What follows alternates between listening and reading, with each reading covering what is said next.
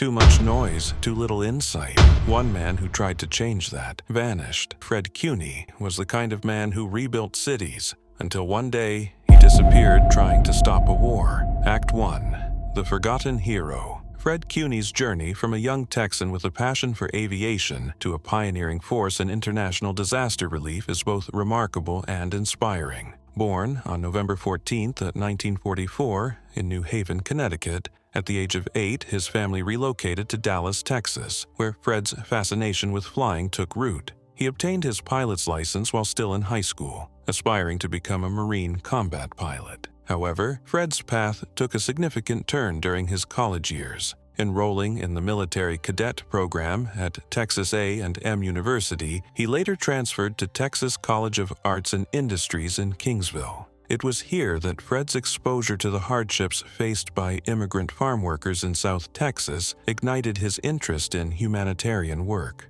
In 1969, Fred's commitment to making a tangible impact led him to Bafra, Nigeria, during its civil conflict. This experience solidified his dedication to disaster relief, prompting him to establish the Intertech Relief and Reconstruction Corporation in 1971. Over the years, Fred's expertise and innovative approaches earned him recognition and admiration in the field. Publications like Life magazine dubbed him the Red Adair of Relief, and the Los Angeles Times referred to him as the Lone Ranger of Relief Aid. Fred's humanitarian efforts spanned continents and conflicts. He played pivotal roles in providing aid during the Bafra conflict, the 1976 earthquake in Guatemala, the Ethiopian famine of 1985, and the Gulf War, where he assisted displaced Kurds. His approach was hands-on. He ventured into conflict zones, not merely delivering aid, but also reshaping how assistance was provided.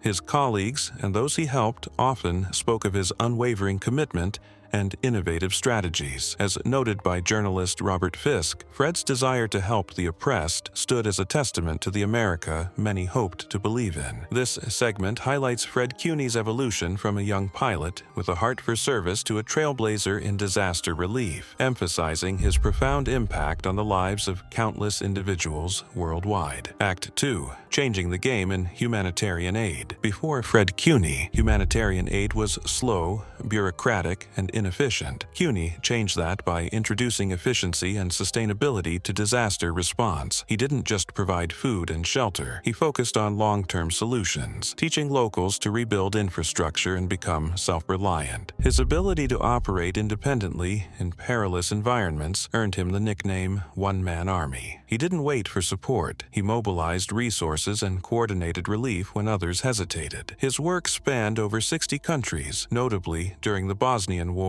Ethiopia's famine, and Haiti's devastation. Cuny's legacy in humanitarian aid is about more than just immediate relief. It's about empowering communities to recover and rebuild, ensuring lasting change even after the crisis ends. His impact continues to inspire aid workers globally. Act 3. Into Chechnya. Fred Cuni's entry into Chechnya in 1995 was fueled by his reputation as a diplomatic force in humanitarian crises. He was dispatched by the United Nations High Commissioner for Refugees, UNHCR, to mediate peace and provide urgent aid in the midst of the Russian-Chechen conflict. Cuny had connections with key political figures on both sides of the conflict. His ability to communicate with high-level Russian officials and Chechen separatist leaders made him one of the few individuals who could potentially navigate the complex political landscape. He was in direct contact with Russian officials, including Chechen separatist leaders such as Aslan Maskhadov, to negotiate ceasefires and establish humanitarian aid corridors to help the war-torn civilians. While Cuny's exact aid proposal remains unclear, reports suggest he was attempting to organize large-scale assistance to civilians, including food,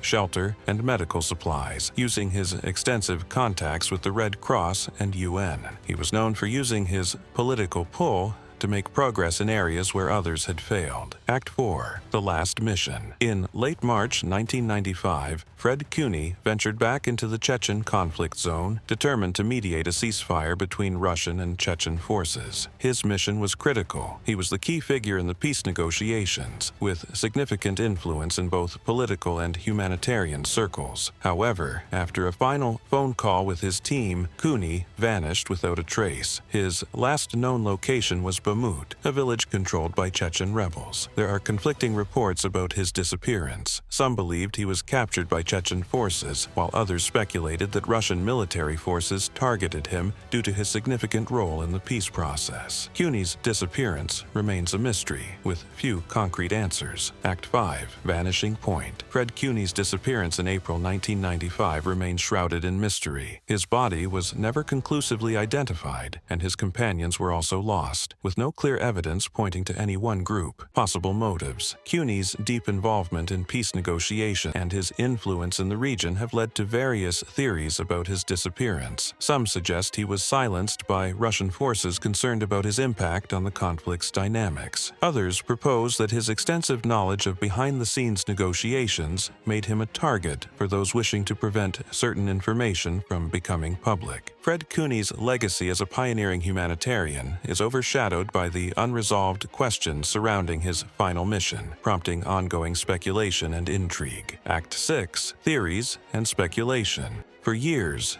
investigators have been unable to confirm the truth. Was Cuny's disappearance a calculated act to shut him down, or was he a victim of the chaos around him? Targeted by Russian forces, some believe his peace efforts may have made him a threat to Russian control, leading them to target him to prevent a ceasefire. Chechen rebels' role? Others argue that Chechen rebels, wary of foreign intervention, may have seen Cuny's diplomatic efforts as a threat and acted against him. The murder for silence theory. A controversial theory suggests Fred was silenced by powerful figures fearing his peace negotiations could disrupt their control and influence. Act 7. The Aftermath and Fred's Legacy. Though Fred Cuni was never found, his legacy continues to shape humanitarian aid. His approach changed how aid is delivered in crisis zones and inspired the organizations that carry on his work today. Humanitarian heroes.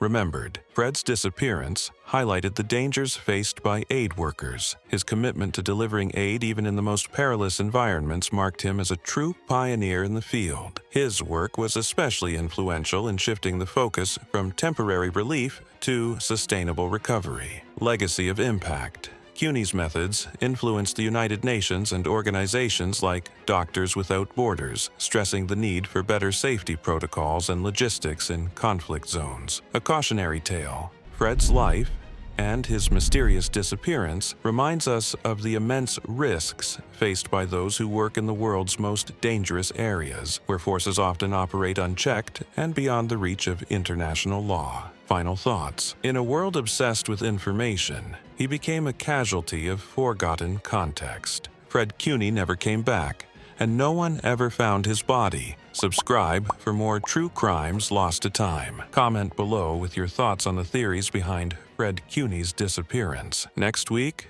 a vanishing without a trace.